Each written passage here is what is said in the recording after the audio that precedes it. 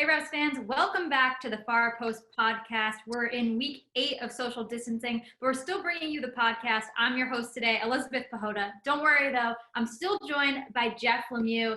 Jeff, the beard looks like it's coming in strong. Yeah, first of all, I don't think too many people were all that worried whether I was here or not, but I appreciate that sentiment anyway. But yeah, the beard, I appreciate it.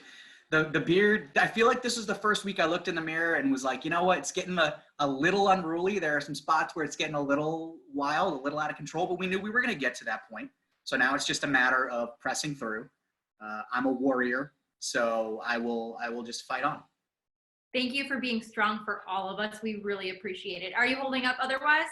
Yeah, holding up. You know, I feel like we're doing the easy jobs, right? We're just staying at home and trying to stay safe and keep others safe and keep bringing people Revs content. It's the people out there on the front lines doing the essential jobs who we're really thankful for. So we're trying to do what we can, which is the easy stuff. And thanks to everybody who's out there doing the real work.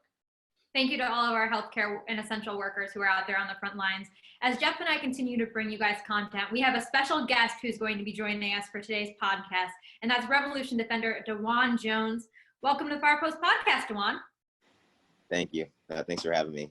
Yeah, we're excited to catch up with you. It's been a minute. It has been a minute. First and foremost, given the circumstances, how are you doing? I'm doing all right. Just doing my best to try to work out as much as I can, eating right, and just staying happy, staying positive, given the circumstances. Positivity is so important during these times, just to keep up with that good attitude. I know that you have family that's out in Michigan. How are they doing? They're doing really well. For Easter, I was able to go spend about 2 weeks with them. So just to get 2 weeks with my family, as a professional soccer player, it's rare to come by. So I was really thankful for that time, and we made some good memories. Speaking of Michigan and good memories, you put out an Instagram post earlier this week saying that you graduated from Michigan State. First and foremost, congratulations, a huge accomplishment. What were your emotions when you completed your final classes? Thank you. It was really just like excitement and joy because, like you said, last year in 2019, I had to leave a semester early. So I only had 9 credits left to go before I could graduate. And I was that close. So it's like I wanted to get that done as fast as possible. But in 2019, Michigan State was saying, like, you can't take these classes online because you need a placement classroom and you just can't take these classes online. But after a lot of talking to them in the 2019 off season and just honestly, like, just a blessing from God to find a placement classroom only 5 minutes from my apartment here in Braintree. It all really worked out and all came together. So just really excited and happy to finally be a graduate from my favorite university. When you finished the degree, was it a class, a final? What was that final moment when you knew that you had put the bow on top of everything? Yeah, it was one more final project and just hitting that submit into D2L. Felt great. You can see the smile on your face. It must have been a really nice submit button there. Oh, yeah, it was great. I mean, you submit so many assignments throughout your career, but to hit that submit button for the last time, it's like, finally. Job well done. And what was your degree in? Elementary education. Elementary education. And I read in your Instagram post that there was a minor in TESOL. What does TESOL mean? Yeah, it's teaching English to students of other languages. So basically students whose first language isn't English. That's okay, so I was going to ask, with the elementary education major, do you know what subject you would want to teach and what age group? But I feel like that kind of leads you down that road a little bit. Yeah. So with the way they do it at Michigan State, you pick like a subject. So my subject's language arts. So I'm certified in language arts up to 8th grade. But obviously with elementary education, you need to know all the subjects. So I can do all the subjects as well. Do you have a favorite that you like to specialize in? Yeah, language arts. Okay. Language arts, I like that. You're well spoken. That works. Thank you. And you also said in your Instagram post that you made a lifetime of memories at Michigan State. I know there's so many, but if you had to choose one to share, what would it be? Man, I mean, most of my memories are with my soccer teammates, and I would say the most special moment is just standing on the field with one of my best friends, and it was our Elite Eight game, and we qualified for the College Cup, basically the Final Four. So just to do that in front of our home fans, it was snowing, like it was just so perfect. That was definitely one of my best memories at Michigan State. Have you kept in touch closely with any of those teammates since then? Yeah, I talked to them. Well, we did a Zoom call a couple weeks ago, so that was nice just to get everyone together again. But I usually talk to those guys at least once a week, just to see how everyone's doing and make sure everyone's, still going for their goals. I know one of those teammates, Nick Woodruff, is with Revolution 2. How close are you with Nick? And do you have any other college teammates who are playing professionally in MLS at all? Yes. So Nick, I'm talking to him a little bit. I'm happy that he's here again. I mean, he started with the Revs Academy, so for him to be making his way up to the first team is definitely a great journey. And then we have the year I got drafted, we had two other guys get drafted. Ryan Sierkowski went to Portland Timbers, and then Jimmy Haig went to FC Cincinnati. And then before that, we had a couple guys in the league. Jay Chapman was at Toronto, and then Fatai Alashe was at Cincinnati, and then Ken Krolicki was at Montreal. So I do have some guys in the league that are my Spartan brothers, so it is nice. Decent little pipeline. Yeah. I know Brandon Bai, a current teammate, went to school in Michigan as well, but a different college. Do you guys have those rivalries? I know there's so many colleges in Michigan that just go up against one another. Is there some sort of rivalry between your two colleges? 100%. I'm very happy to say that every time I played Brandon in college, my team won. So that's a big one to have over him. But yeah, there was always a big rivalry. Every time we played them, there was almost fights, like a lot of fouls. Like anytime it's like a Michigan versus Michigan team, I mean, we're just fighting to be the best team in the state. So each game was special against Western Michigan. It's funny that you mentioned that because I don't remember Brandon mentioning that he lost every game against you. Yeah, I think he forgets that when he talks about his college days. I mean, he did do a lot of great things for Western, but Michigan State, we always had the upper hand over them. Well, luckily we got two great teammates from both of those colleges. And speaking of teammates, during this time, how close of contact have you stayed with your Revolution teammates? Yeah, so I'm in a Bible study with some of the guys on the team, some of the older guys, so that's really nice. So I talk to them every week. And then obviously, like, DeJuan's my roommate, so we talk quite a bit. And then Brandon Bai, I talked to Brandon quite a bit. And Henry Kessler, we actually walked around Boston yesterday, obviously keeping our 6 feet from each other, but just nice to explore the city now that we have a little bit of downtime. What area of Boston did you go to and social distantly walk? Can I make that a word, social distantly? Sure. Can I coin that term? Socially distant. Yeah.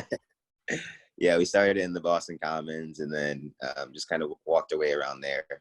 So that was really nice. That's awesome. It's nice to be able to connect with your teammates, even if it's 6 feet apart or via Zoom. I know you mentioned a couple of the older teammates are in that Bible study group with you. We've actually had a couple of those people on the podcast, Michael Mancian, Teal Bunbury. Who else connects with you guys during that time? Yeah, the last one's Wilfred. Wilfred. So yeah, it's been really nice. Just having those older guys to talk to when we do our Bible studies every week, just to see what they're up to, see how they're handling this, and just to get their perspective on a lot of things. Yeah, I'm interested too, because some of those guys who we've had on the podcast, and not necessarily Teal or Mancian, but it's come up a few times where we've been talking about working out and we start talking about who's some of the fastest guys on the team. And I always expect that it's going to be you who guys bring up, but we've had a lot of guys say DeJuan as the fastest guy on the team. So What is your reaction to a few of your teammates saying that DeJuan actually has the best wheels on the Revs? Yeah, I mean, I think a lot of it has to do with positions. I mean, I feel like as a defender, like your speed, it just, I don't know. It's when it's an attacker speed, it's just different, So if there's a defender saying that DeJuan's faster, I think it's just they see him running at them, But as a defender now, obviously like I have recovery speed and stuff, but I don't really get to, really run like that, But I mean, DeJuan, he's close. I think he's definitely second on the team, but I think I still have that title. But I'm down for a race when we get back. I'm down for it. We're gonna have to put this to rest at some point because there's too much. There's just too much back and forth here in terms of some guys saying DeJuan, some guys saying DeJuan. So we'll just make it a pay-per-view event. Pay-per-view. Event of the century. Instagram Live. You know? I want to see them get on it right now. I want DeJuan to come out of his room and you guys just race around in the living room real quick. You can do that. He already knows whenever. All right, we might have to make that a segment another time. And along those same lines, we've also talked with some of the players and asked them about who the funniest person on the team is. While we're on the topic, who would you say the funniest guy in the locker room is? Oof. For me, this is probably an uncommon answer, but I have to go with Isaac. Isaac or Firm. Those guys can always make me laugh. But also Farrell. Farrell's pretty funny. He's always got the jokes. Farrell's been a popular answer for that question. And speaking of teammates as well, I know you mentioned that you've been on Zoom calls for your Bible group with some of them, but I know there's also been Zoom workout classes. Who's in your Zoom workout group? Yeah, so it's pretty much all the younger guys, and then we've got Turner, Scott Caldwell, Kellen. That's all I can think of for like the older guys, and then it's like the younger guys. But it's been good just to see everyone, see they're all doing something, and we can obviously catch up during that time too, share some jokes. So that's always a fun time. Do you and DeJuan have your own separate Zoom windows, or are you in one little window together on your Zoom workout? Yeah, so we actually both do have our own. So it's kind of funny because we both or at least I start in my room, and then when we have to do something like on the couch. So I move my laptop out there. So he's getting 2 views of us. So you can definitely tell that we're getting our workout in and we're getting multiple angles. All the angles. And we've also heard from a lot of your teammates that these Zoom workouts can be pretty difficult. They're a little difficult doing them from home. How strongly does that resonate with you? Yeah, I mean, the first one I was like, all right, this is going to be easy. And then the next one I'm like, why am I sweating this hard? And the next one I'm like, oh, my hamstrings are hurting a little bit. I'm like, dang, okay, these are intense. So they've definitely been good. They're definitely showing me some things I can be doing without the team, just at home. So I think they've definitely been useful, beneficial, and something that's just going to help us in the long run. What have been some of the more difficult moves that you've had to do in the Zoom workout?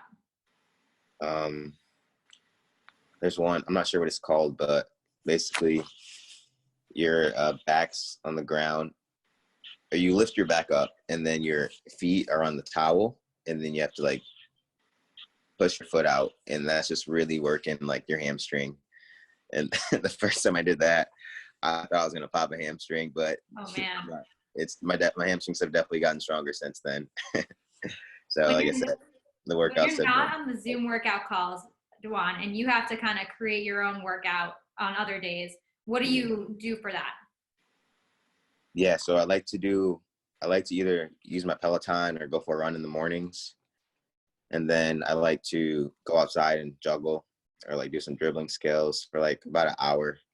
So that's a typical day. And then at night I'll do some stretching, and then I'll throw in some ab or some core stuff as well. I haven't really done any serious workouts, so hopefully I can get that started soon, but it's more kind of sporadic. And I also have my ab roller too, so I've been rolling out the abs too, so that's been fun. We know that you're a sprinter. We've seen that on the field. When you choose to go for a run, do you typically do long distance, or do you do those sprints that we see when you run up the wing of the field? Yeah, I'm not sure if many people know this, but I ran cross country in high school. And actually when I ran track, I did long distance runs. So when I go for runs, I usually go at least 3 miles, and then sometimes I go 5 to 8 miles. Wow, so you're a double threat. You can run speedily, and then you can run also long distance. That's a double threat if I've ever heard one. Yeah, it's definitely been helpful. I'm definitely grateful and thankful that I decided to run cross country in middle school, because for me it just makes running a lot easier of a task and not as much of a pain. You mentioned working on some of your soccer skills outside, juggling and things of that nature. Have you been able to do that frequently? Yeah, I just go outside into my my parking lot and out there on the cement, just getting the work in. I mean, it's kind of hard right now to find parks that are open, so I'm just doing what I can with what I have right now. Do you have to avoid any cars when you do that in the parking lot? An extra element of challenge? An extra element of challenge. Make sure I'm always looking over my shoulder and just having my awareness just always at peak levels. I saw an Insta story last week too with the jump rope. Yeah. Now I think you definitely seem like you could claim fastest jump roper on the team. Thank you. Yeah. So one of my friends from one of my soccer teams back when I was in college, he put this challenge like a couple weeks ago about like 100 jumps in 30 seconds, and I was like, I guess I'll give that a try. Like I think I can do it. But the trick was you had to do both feet. And in that video, I didn't like set a timer, so I was just going as fast as I could. And I ended up going for like 45 seconds. But I sent the video to him, and he trimmed it down for me. Apparently, I got 128 seconds. So it was a fun little challenge, and I've tried it a couple of times since then, and it's definitely hard, a good workout. I'd be tripping all over the rope. There's no doubt. Yeah. I'm going to have to give that one a go. I've never heard of that one before. Yeah. And then he said now he's just like looking to get his time down. So he keeps going for the 100 and just seeing if he can get it faster. So 27, 26 seconds. So I'm like, all right, I got a new goal now too. Are you trying to beat his time? I'm going to try to. I think he also miscounted for me because it's really hard though to count the jumps. So I don't know. Like I let him count for me because it was that hard. But when I counted, I thought I got it in like 27 the first time, but I don't know. It sounds like you have a pretty good handle on ways to keep physically active, get your heart rate up, and on that side. How tough is the mental aspect of not being able to play on the field right now during season for you? Yeah, it's tough. I mean, you can do all this training, but it just seems like just being out there on the pitch with like teammates and like that would just be different. So just watching as much soccer as I can, and then just visualizing things. That's what I do. I like to do a lot. So I think that helps me. But I mean, it's going to be tough. But I mean, everyone's dealing with it right now. So we just listen to the people who know what's going on, and then we'll get back on the field as quick as we can. While you're also training at home, there's an element of importance to what you're consuming as well with what you're eating. What is your diet consisted of during this time? A lot of fruits, a lot of oatmeal for breakfast. And then for dinner, I like to make a pasta dish of some sort, typically. But yeah, I try to keep it clean. I do some yogurt with granola, a lot of blueberries in my diet. I think it's pretty good. DeJuan, I remember when we first had you on the Far Post podcast, you had just moved to New England from Michigan. Yeah. You really hadn't been on your own yet. And we talked with you about cooking, and you had said you had never really cooked before. Has this forced you to kind of test those cooking skills? Definitely. I've made some really great dishes. If you want to see pictures, like I can send them in or something, but I've made some pretty good dishes. What are some of the Jones specialties? I make a pretty good chicken Alfredo. I make a baked ziti, which is really good. Just recently, I made a ground chicken barbecue macaroni and cheese. Ooh. That was pretty good. Make some tacos that I like, and I don't know. It's just I enjoy it. I'm happy with my cooking so far. Obviously, I keep wanting to improve, and I'll make more dishes, I'm sure, as the quarantine goes on. But it's been good so far. First of all, baked ziti, super underrated pasta dish. So thank you for bringing that up. Absolutely loved baked ziti when I was growing up. And I know you mentioned tacos. Today is a big day in the culinary world because it's Taco Tuesday / Cinco de Mayo mashed together. This podcast won't be out until after Taco Tuesday / Cinco de Mayo. But with you mentioning tacos, do you have any Cinco de Mayo meal planned for this evening? Yeah. I'm just gonna make tacos.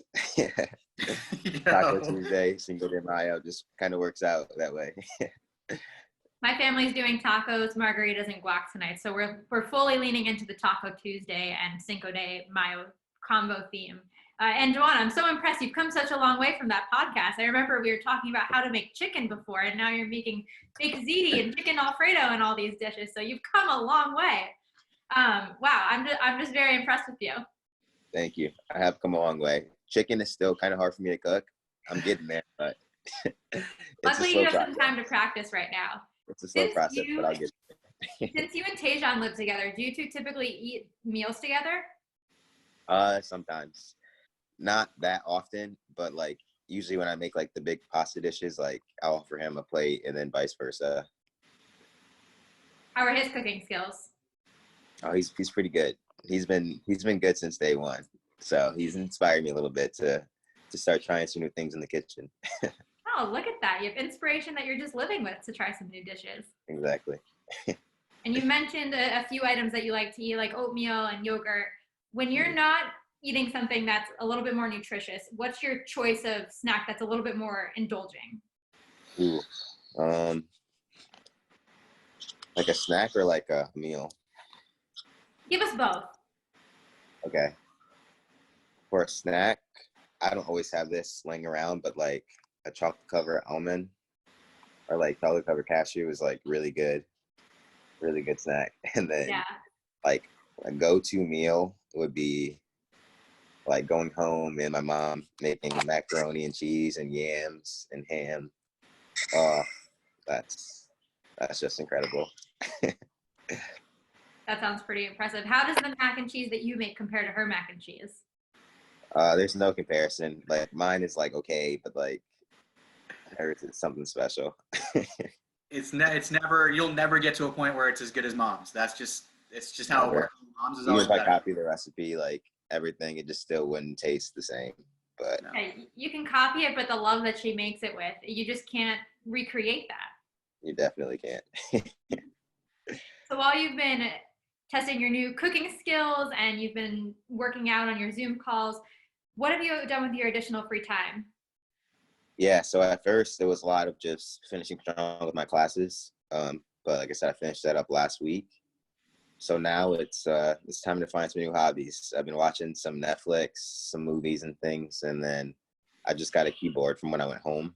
So I'm gonna start working on that. I used to play the piano for a couple of years, maybe when I was like 10 or 11. So try to relearn that skill. And also like I'm seeing Wilfred and Andrew Farrell out here on the keyboard. Like, all right, guys, like I got my keyboard now. It's time for me to learn that skill too. How quickly do you think you'll pick it back up? Oh man, I think it's gonna be tough. Like I can do the right hand, but for me to play the left hand, like moving my left hand and my right hand at the same time, that's a tough skill. So we'll see. I mean, I just got to put in the time. Once you put in the time, I think we need to have like a Revs idol or something where we have you, Andrew, and Wilfred all compete for the top title of the team. Yeah, Sound like I got my money on Fail right now. He's a natural, but we'll see. We'll see. I'll say Wilfred got real big into it. He was challenging Farrell, like, hey, all right, you got your keyboard. I'm going to get my keyboard. He posted about it for like 2 days. And all of a sudden, no updates from Wilfred on the piano. So I don't know if that's not a good sign for Wilfred about how the skills were coming up. The first couple of days seemed like they were going pretty well, but all of a sudden, off the face of the earth. Yeah, I'm going to have to talk to him. I'm going to see him in a couple of days on the Zoom call. So I have to get him right. I got my keyboard now so we can be accountability partners. Yeah, put a little pressure on him. Yeah. Motivate him a little bit. Yeah, exactly. You mentioned you've been watching some Netflix shows. What have been your go-tos? Yeah. So Money Heist, I finished that like right when it came out. I watched Stranger Things for the first time. That's an incredible show. Ooh. And then I just finished Outer Banks as well. I thought that was a pretty good show. After like 3 episodes in, that's when they really hook you. So that show is really good. Just 1 season's out so far. And then I'm watching the show called Dave, and that's on FX and on Hulu. And that's about this rapper. It's an aspiring rapper, and it's really funny. It's really funny. Cool. Stranger Things is one of those cultural phenomena that's been out for a couple of years now. What sparked the interest in watching now? Honestly, just the quarantine. Like I would always see it. Like, look at these kids. Like, why would I like this show? Like, oh, it's about what? Like, I don't know. I didn't really give it a chance. And then after like the first episode, I was like, all right, like this show's legit. It's like, what's gonna happen with this little girl? I don't know. I need to figure it out. It just hooks you in. Hooked me in right away. You've mentioned your Netflix shows. Have you watched any good movies during this time? Movies. I just watched Extraction on Netflix, and that was just straight action the whole time. And then after I finished Outer Banks, they recommended this movie called Den of Thieves, I think it's called, and that looked really good. It's about like a bank robbery. So I'll probably watch that tonight. I'm gonna have to add that one to my list. I've seen Extraction, but I've not seen that last one. Yeah, I think that should be a pretty good one. But I don't know. I think a lot of the Netflix movies are really good, so probably tap into those over the next week or so. A popular choice among teammates when they're not watching Netflix and not watching movies has been playing video games. How much video games have you been playing during the quarantine? Oh, definitely been playing. Typically about 2 to 4 hours per day. I do take some off days though, just because sometimes it's just too much.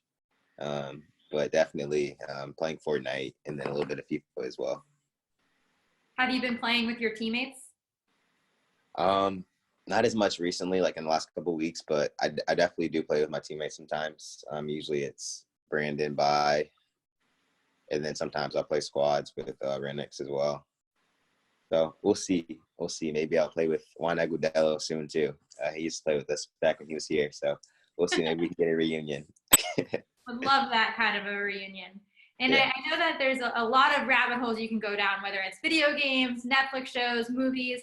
But one of the ones that everybody ends up going down is social media. What's the biggest rabbit hole you've gone down when you've been on social media? Yeah, so I actually deleted Twitter from my phone. So now I just get that on my laptop. And so that's been good. I'm not on Twitter that much. Instagram, I don't know. I used to like Instagram a lot, but now it's just okay. So I don't know. I'm not on Instagram that much. But recently, like TikToks have been, I don't know, like sometimes I'll just be on it for like an hour and I'm like, what just happened? So like just watching TikToks, I don't know. There's some of them are just so funny and I just want to share them, but I'm like, I don't want to overshare. Like I don't want to keep sharing these, like all these TikToks, that's just annoying. But so I just like them. But there's so many like funny TikToks out there and I love to laugh. So I would say TikTok is the app that I'm kind of on the most, I guess. I understand. You can be on TikTok and just get sucked in, think you're watching like one video, and the next thing you know, it's like you said, it's been an hour. I'm definitely guilty of that as well. And you started in some of your teammates' TikToks back in preseason. I know DeJuan is big on TikTok. Damian Rivera is also big on TikTok. Which one of your teammates do you think puts out the best content on that platform? Okay. Oof, that's tough. Honestly, I have to go with DeJuan. I think Tico, definitely in the beginning, Tico is killing it. I haven't seen as much of his stuff recently, but I've been seeing DeJuan's recently, and he's making me laugh a lot, DeJuan. He's impressing me. So maybe I'll feature one of his TikToks soon. We'll see. I got to talk to him. How closely have you paid to DeJuan's behind the scenes since you guys live together? Have you been able to see the TikToks in the making? Kind of. It was kind of funny. I was FaceTiming one of my friends one time, and then DeJuan was wearing this outfit. It was just like, bro, why are you dripping? Like, it's just a random day in the quarantine, and he's just wearing this outfit. I'm like, bro, what's going on? And then my friend was like, he's probably like Snapchatting some girls or something. And then like 2 hours later, I see the TikTok. I'm like, oh, man. Behind the scenes, there it is. Oh, that's funny getting to see it come to life. I feel like that's like when I come downstairs for the podcast and I'm wearing not a sweatshirt and sweatpants, and my parents are like, why are you wearing real clothes? Yeah, exactly. And one of the TikToks that got a lot of views on both Twitter and on TikTok itself, I don't know if you saw, but Andrew Farrell put out a TikTok that basically showed all the different types of players and how they can dress up before games. So there actually was like a second-year tryhard as like one of the characters. Did you get to see that? And if so, what was your favorite look and what was your least favorite look? Okay, I actually did see that. That was really funny. I was super impressed. I actually told him that was funny. But I really can't remember the looks right now. But like every single look, I was just like, this is so accurate. Like this guy really is. He's really doing it right. So yeah, that's why Farrell's one of the funnier guys too. He just gets it right. The jokes are just always hitting. Will we see a debut on your account soon, or will you only make appearances in DeJuan's? See, that's the thing. I mean, I don't know. I don't really want to become active on the app. I just want to be casual, just passive viewer. We'll see though. If I come up with a great idea that I think I can really, take off, we'll see. Maybe I'll make an appearance. Well, I'll be waiting with bated breath because I think if you come out with some content, it's going to be really competitive with you and DeJuan. All right. We'll see. That's a good idea. And I think I'm going to throw it over to Jeff now. We have some questions for you. Like I mentioned, super, super hard hitting. He's going to ask you some would you rather questions. Perfect. Yeah, now we've got your guard down. I'm just going to hit you with the real questions now. All right. Alrighty. 5 would you rather questions. And some of them we've actually kind of, it's good because we've hinted at some of these topics, and this was not planned. Some of these ended up just kind of coming up anyway. But as a Michigan State graduate, as a Spartan, say you're in the NCAA tournament. Okay. Would you rather beat Michigan or Western Michigan while Brandon Bai was on the team? Well, I would say Michigan because we actually did beat Brandon Bai's team, Western, in the Sweet 16. But Michigan is definitely still our bigger rival. So you did have an opportunity to actually take down Brandon in the NCAA tournament. Yes, Western was making a historic run, and then they came into DeMartin Stadium in East Lansing. We had to stop that run. We had to stop it. How often does that come up in conversation? I mean, not often. We don't really talk about the college days just because if he ever brings them up, like, he just knows that he never beat us. Oh, man. I'm sorry. And is there a little added element to that, too? Because did your dad go to Western Michigan? My dad did go to Western. Yep. So our dads have actually been friends for a really long time. But even in high school, I had to beat him as well. So, I mean, the head-to-heads for Brandon just haven't been there. Yeah, maybe this is why Brandon hasn't brought this up quite as much. I think so. He knows. He knows to just kind of slide off this topic as soon as it comes up. It's making sense now. Mm-hmm. All right. Would you rather be able to run 100 miles an hour, which maybe you can already do, Wow, or fly 10 miles an hour? Oof. Definitely fly. Definitely fly. Because I'm all about getting places quick. Well, yeah, flying is also just super cool. You don't worry about the traffic or anything. Exactly. Just flying, that'd be a great feeling. All right. Say you're getting down the left wing. You're going one-on-one with someone. Would you rather take on the other team's fastest player one-on-one or the other team's toughest tackler one-on-one? Oof, definitely the toughest tackler because I could either push it by him and just run past him, or I could do a nice move, make him fall for it, and just try to tackle hard and then go the other way and then get by him. But if it's someone fast, it's just harder just because even if you do a good move, they can recover. Or if they're like just as fast, I mean, they can just run with you. So it makes it more difficult. So definitely their best tackler. I figured that's where you're going to go because I figured you say, well, he's not going to touch me anyway, so it doesn't really matter. Yeah. Would you rather, maybe DeJuan will come into the mix in this question too. Would you rather be in isolation alone or in isolation with someone who annoys you? And I know DeJuan doesn't annoy you, obviously. No, yeah, I would definitely say alone if it was someone that was annoying, just because that would just be another thing that's like not going right. But no, yeah, DeJuan doesn't annoy me, so that doesn't really. I wouldn't bring him into this question, but no, he's been good. All right, and you mentioned too playing a big game in snow earlier on the show. Would you rather play in a torrential downpour or a huge snowstorm?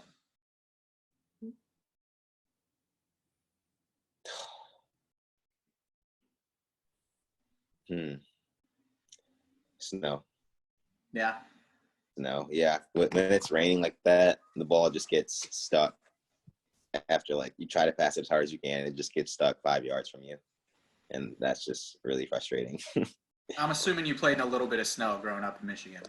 Yeah, definitely, and yeah, like that's more bearable than like just extreme rain. We had asked a lot of guys too. I changed that question up a little bit. We'd asked a lot of guys, would you rather play in 20-degree cold or 100-degree heat? And all of the guys were like 20-degree cold, no question. 100-degree heat's just, they said heat humidity is the worst thing you could possibly play in. I agree. All right. Last question for me. Okay. And maybe this again calls back to something earlier on the show because you talked about a moment you had in college. If you could go back right now and could relive one moment from your soccer career, you could kind of experience all the emotions of that moment again. is there a moment in your career you would go back and want to relive again above all others? That's a good question. Yeah, I would say either that moment where we made it to the Final Four or the moment where I got drafted. Two pretty big ones. Yeah. All right. DeJuan, appreciate it, man. That's all for me. You made it through the buzzsaw. I know that was probably way more difficult than you assumed it was going to be, but thanks for hanging with me. Of course. Thank you. And DeJuan, before we let you go, do you have a message for fans just during this time? Yeah, I just want to say, obviously, stay at home as much as you can. Stay safe. We're going to get back out on the field as soon as we can, and just know that we're working as hard as we can with the circumstances, and then we want to come back and win a trophy for you guys. So, again, stay encouraged and just be ready to cheer us on when we get back in the stadium.